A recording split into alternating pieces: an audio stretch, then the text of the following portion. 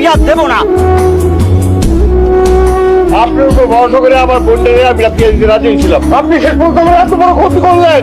দই বাঁচাইতে চাইছেন না, বরযাত্রী একটু দই বেশি দিতে আর উড়াই দিতে হইব।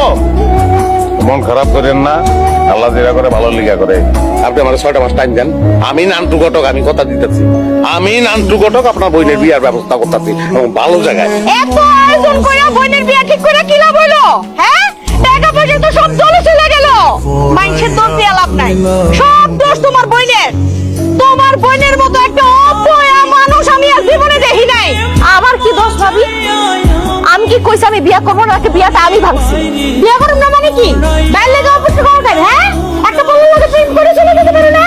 আহারে কি সুন্দর কথা কইলে ভাবি। যদি প্রেম করতাম না তাহলে তুমিই কইতাছ আমার চরিত্র ভালো না। যেই মাইয়া